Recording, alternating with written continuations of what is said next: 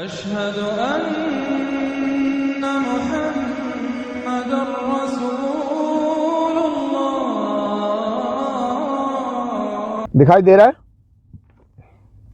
ये मैं इमेज डाल दूंगा। ये मैं आपको समझा रही, ये जो तीर जा रहा है, बाण, ये दुश्मन की प्लानिंग है, कुफार की, वन वर्ल्ड गवर्नमेंट के लिए वालों की, कि उन्होंने मुसलमानों को टारगेट किया हुआ है, मुसलमानों को टारगेट किया हुआ, तो मुसलमानों पर वो हमला कर रहे हैं।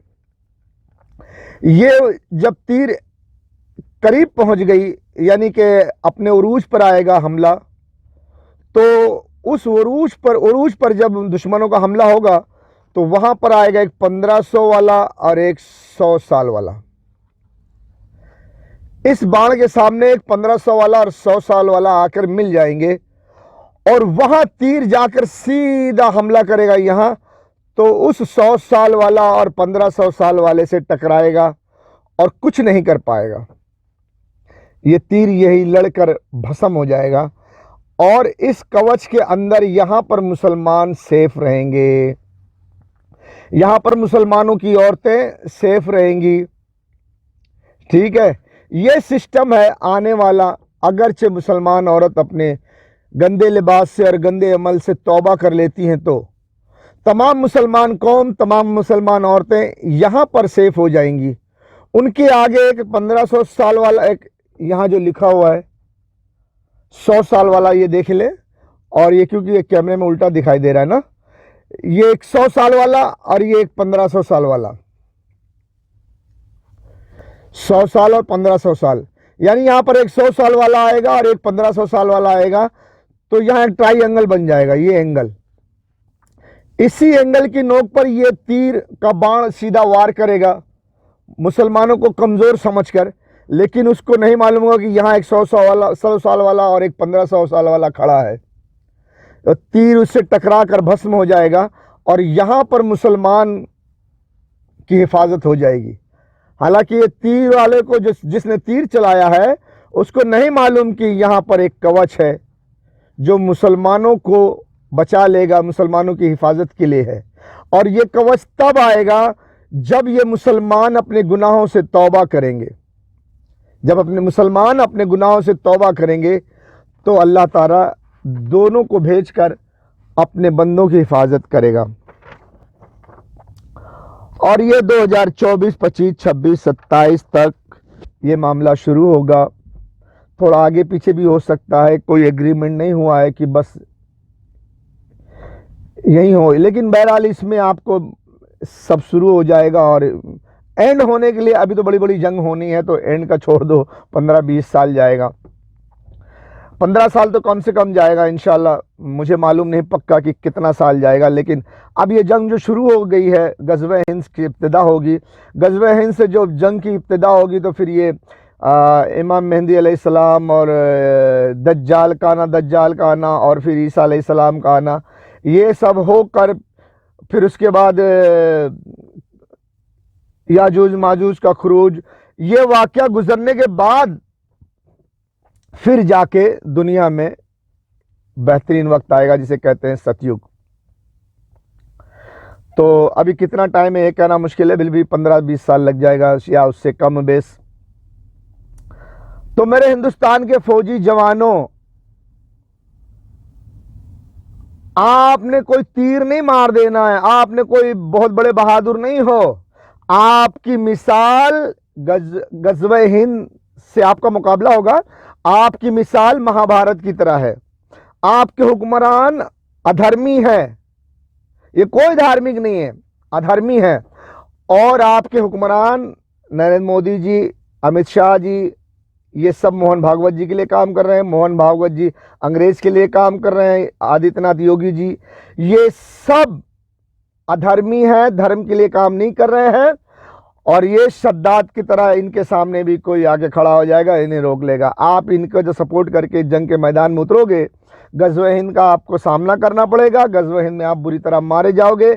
और गज़वे हिंद बहुत बुरी जंग है, बहुत बुरी जंग है, मैं समझा रहा हूं पहले से। बहुत बुरी जंग है, बहुत बुरी जंग है, बहुत खतरनाक जंग है। और किस लिए आप ये जंग लड़ोगे? अंग्रेजों के लिए। वन वर्ल्ड गवर्नमेंट के लिए, दुनिया भर की औरतों को बाजार में बिठाने के लिए। हाँ। वो अंग्रेज शराब और अय्याशी की जिंदगी गुजारेंगे। कुछ दल्ले यहाँ वहाँ के जो इस वक्त इल्यूमिनेटी खुफिया एजेंसी के एजेंट हैं, वो सब दलाली करेंगे, दल्लेगिरी करेंगे, और वो भी ऐश करेंगे अंग्रेजों के साथ मिलकर। और तमाम अच्छे लोगों को मारकर अधर्मी के साथ जाकर अय्याशी करोगे। शराब और अय्याशी के लिए आप ये जंग लड़ोगे। आप अपने हिंदुस्तान के हुक्मरानों को रोक नहीं सकते, रोक नहीं सकते, तो फिर मरने के लिए तैयार हो जाओ, गज़वा हिंद के लिए तैयार हो जाओ, खड़े हो जाओ गज़वा हिंद का सामना करने के लिए। नहीं कर पाओगे, नहीं कर पाओगे, आप मारे जाओगे। उसके बाद बुरी तरह मारे जाओगे आप। मुसलमान आपको बुरी तरह अपने टैंकों के नीचे कुचल कुचल के मारेंगे। बहुत दुनिया ने उनको बहुत सताया इस वक्त, इसीलिए कि वो फिर जो ये काम कर रहे हैं उनको खुंदल खुंदल के मारें फिर उनको। और हिंदुस्तान के पुलिस वालों के हाथ जिंदा उखाड़ेंगे गज़वा हिंद के बाद। क्यों? पुलिस वाले खड़े होकर हुकूमत का साथ दे रहे, बुलडोजर चलाया जा रहा है गरीबों के घर पर। पुलिस वाले, ये डिपार्टमेंट वाले, वो डिपार्टमेंट वाले, AK-47 लेके, गन लेके, बंदूक लेके, डंडा लेके गरीबों को मार के काट के उनको उनके गरीब के बेचारे घरों पर बुलडोजर चलाया जा रहा है। और आपके आदित्यनाथ योगी जी कहते हैं जी सरकारी जमीन पे कब्जा करेंगे तो क्या करेंगे? फूल माला चढ़ाएंगे, बुलडोजर लेके बुलडोजर चलाएंगे। अरे मेरे भैया, ऐसा परिवार है, हिंदू है।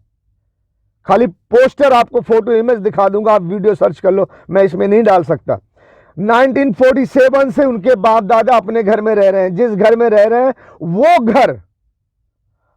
वो घर पे आदित्यनाथ योगी ने बुलडोजर चला दिया। हिंदू घर है और 1947 से रह रहे हैं। भैया, जब तुम्हारे मुल्क में तुम्हारे हिंदुओं की भी हुकूमत नहीं थी, अंग्रेजों की हुकूमत थी, जब से उनके बाप दादा रह रहे हैं, तो वो भी अधिकरण हो गया, वो भी सरकारी जमीन हो गई। बच्ची चीख चीख कर कहती है कि हमसे हमारे कागज भी नहीं मांगे गए, हमें कुछ मोहलत भी नहीं दी गई, हमारे कागज भी नहीं देखे गए, ऐसे ही आके सीधा बुलडोजर चला दिया। भैया मेरे, फौजी मेरे, ये सब अधर्मी है, अधर्मी है। और तुम सब यहाँ लटकने वाले हो, पुलिस वाले जो तुम इन जालिमों का साथ दे रहे हो ना, गज़वा हिंद के बाद तुम्हारे हाथ पकड़ के मशीन में फिट के जबरदस्ती हाथ से जिंदा उखाड़ेंगे। फिर चीखोगे, चिल्लाओगे, ये क्या हो रहा है?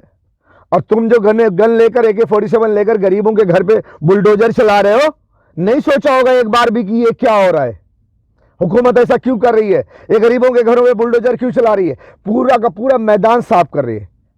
इंफ्रास्ट्रक्चर के नाम पर, अधिकरण के नाम पर, डेवलपमेंट के नाम पर ये वन वर्ल्ड गवर्नमेंट के लिए लोगों को गरीब कर रहे हैं, लोगों को घर से बेघर कर रहे हैं, ताकि सब उनके कंट्रोल में आसानी से आ जाए। आप नहीं जानते तो आपको बता रहा हूं, आप इस पर गौर करो। हिंदुस्तान के कानून में कोई ऐसा कानून नहीं है जिससे कि गरीबों के घरों पे बुलडोजर चलाया जाए, बल्कि हिंदुस्तान की हुकूमत का काम ये कि जिस हिंदुस्तानी गरीब के पास घर ना हो उसको घर मुहैया करे, जिसको नौकरी ना हो उसको नौकरी मुहैया करे। रोटी, कपड़ा और मकान का इंतजाम करना गवर्नमेंट का काम है। उल्टा बेचारे गरीबों के घर पे बुलडोजर चला के उनका सब कुछ छीन ले रहे हैं, दुकान पे बुलडोजर चला के सब कुछ धंधा पानी बर्बाद कर रहे। क्यों? तुम्हारे बाप की जागीर है ये। हाँ, तुम्हें उनकी हिफाजत के लिए रखा गया है, रक्षक के लिए, और तुम भक्षक बन रहे हो, उन्हीं के घर पे बुलडोजर चला रहे हो। हाँ, तो मेरे फौजी भैया, गज़वा हिंद का डंडा तुम्हारे लिए बहुत खतरनाक है। मैं कह रहा हूं बहुत खतरनाक है, बहुत खतरनाक है। डरा रहा हूं, डर जाओ। डरना बहुत जरूरी है। न डरने वाला अक्कड़ दिखाता है, अभिमानी होता है, घमंड करता है, गुरूर करता है, और जो किसी की नहीं सुनता ना, समय उसको सुनने पर मजबूर कर देता है। किसी ने कहा है, सुन लेना, मैं दिखा दूंगा, कि जो किसी की नहीं सुनता वो समय की सुनने पर बेबस हो जाता है। जो किसी की नहीं सुनता वो समय की सुनने को बाध्य हो जाता है। समय उसे उसकी सुनाने पर विवश। जो किसी की नहीं सुनता वो समय की सुनने को बाध्य हो जाता है। समय उसे उसकी सुनाने पर विवश कर देता है।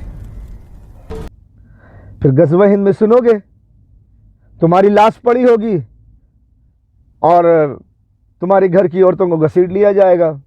क्या हो भैया, यार हम किसी की सुने ही नहीं, हम तो पागल हो गए थे अपनी। पुलिस वाले भी अभी बहुत गंदे अखलाक हैं उनके, गरीबों के बारे में सोच भी नहीं रहे हैं कि जिनका हम खड़े होकर घर गिरवा रहे हैं बेचारे कहाँ जाएंगे। ये भी हिंदुस्तानी है।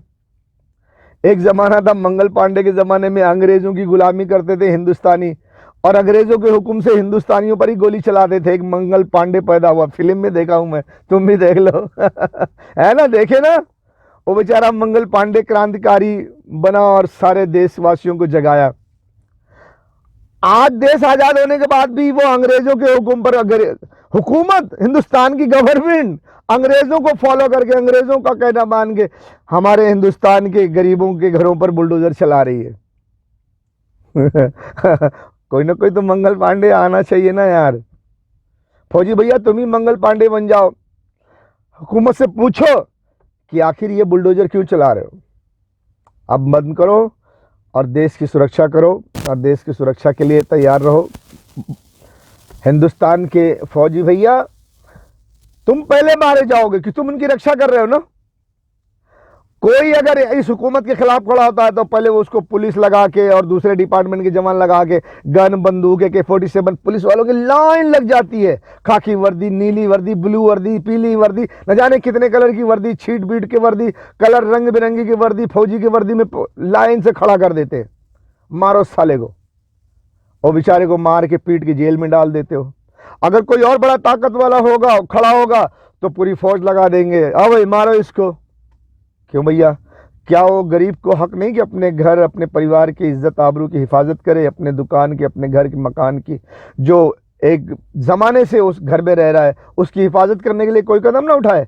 आप खड़े होकर उसके घर पे बुलडोजर चलवा दोगे तो गरीब को आपको पकड़ के मार के डाल दोगे जेल में। तो आप एक गवर्नमेंट, वन वर्ल्ड गवर्नमेंट वालों के लिए, वन वर्ल्ड गवर्नमेंट वालों के लिए आप हिफाजत करोगे। तो अगर गरीबों को इस जुल्म से बचाना है तो सबसे पहले फौज को मारना पड़ेगा, फिर पुलिस वालों को मारना पड़ेगा, फिर सरकारी अधिकारियों को मारना पड़ेगा, फिर मिनिस्टरों को एक को घसीट के मारना पड़ेगा। भैया काहे को गरीब के घर पे बुलडोजर चला रहे थे? हाँ बाबू, हाँ भैया,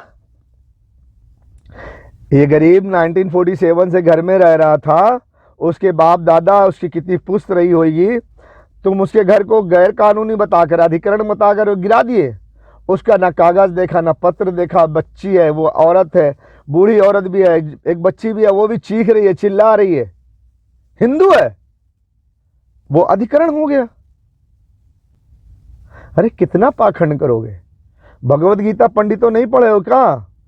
अरे फौजी भैया भगवत गीता नहीं पढ़े हो क्या? उसमें लिखा है ना कि जब घोर कलयुग होगा तो राजा कर के नाम पर लोगों का माल लूटेंगे और लोगों की स्त्री। पोस्टर यहां भी दिखा दे रहा हूं, देख लो। काय को नहीं समझते हो? काय को होश में नहीं आते हो? अरे भैया कब समझोगे? कब बताओगे सही, कब समझोगे? समझो और मुल्क के गरीबों की हिफाजत करो, नहीं तो गज़वा हिंद में बुलडोजर तुम्हारे जिस्म पर चलेगा। हाँ।